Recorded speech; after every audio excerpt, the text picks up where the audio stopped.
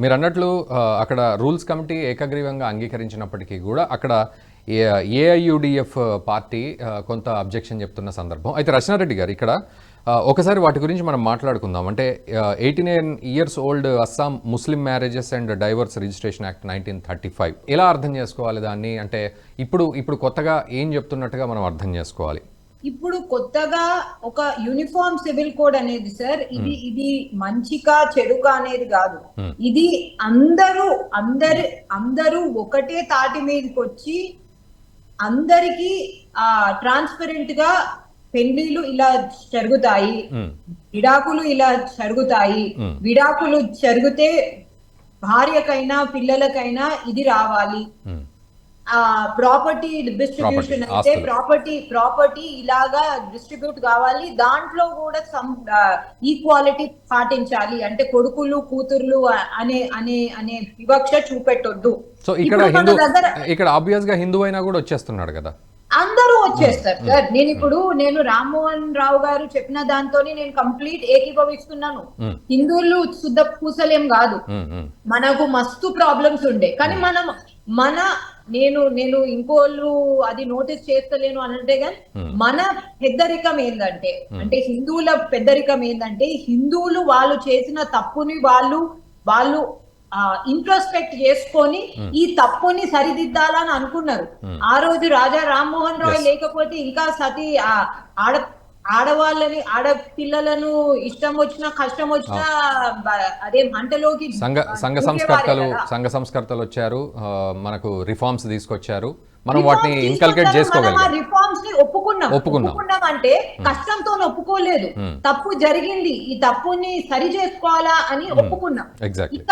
ఇక్కడ మీరు ఈ ముస్లిం మ్యారేజ్ యాక్ట్ ని రీట్రాక్ట్ చేసుకున్నాడు లేకపోతే రద్దు చేసుకున్నాడే చూస్తే, ఎక్కడ ట్రిపుల్ తలాక్ విషయంలో చూడండి మీరు, ప్రతి ముస్లిం మహిళ, పెళ్లి అయిన మహిళనైనా పెళ్లి కాని మహిళనైనా క్వైట్ గా, సైలెంట్ గా, డిగ్నిఫైడ్ గా దే సపోర్టెడ్.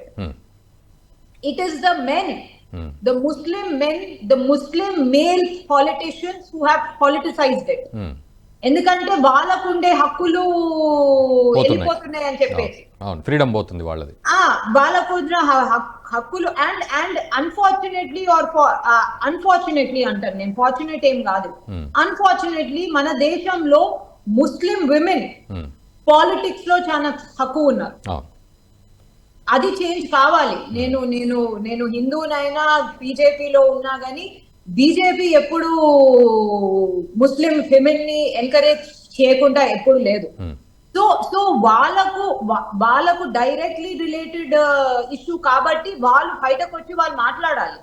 అందుకోసం వాళ్ళ దగ్గర నుంచి సైలెంట్ సపోర్ట్ ఉంది. ఎందుకంటే భయం కూడా, ఫ్యామిలీ ఏమనుకుంటారు, అదేంటి సొసైటీ ఏమనుకుంటారు, మళ్ళా నాకేమైనా ప్రాబ్లమ్స్ వస్తే ఇంటికి పోయినాక. So silent support was always there. It is the Muslim men and Muslim men instigated by Muslim male politicians. దాని నుంచి వస్తున్న చిక్కు.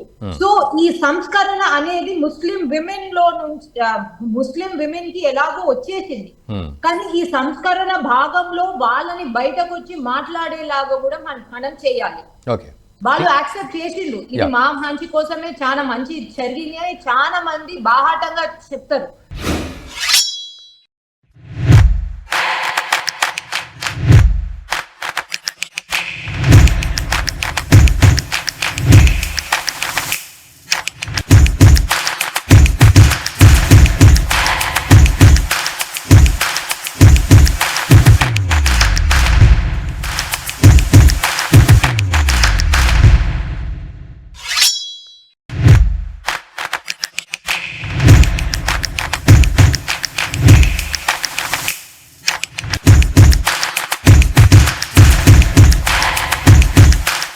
ఈ వీడియో మీకు నచ్చినట్టయితే లైక్ చేయండి, 10 మందికి షేర్ చేయండి. అలాగే కామెంట్ల రూపంలో మీ అభిప్రాయాలను మాతో పంచుకోండి. Nationalist hub group of channels ను సబ్స్క్రైబ్ చేసుకుని తెలుగునాట జాతీయవాద జర్నలిజాన్ని ప్రోత్సహించండి. ఈ వీడియో కింద ఉన్న బెల్ ఐకాన్ పై క్లిక్ చేయడం మర్చిపోవద్దు.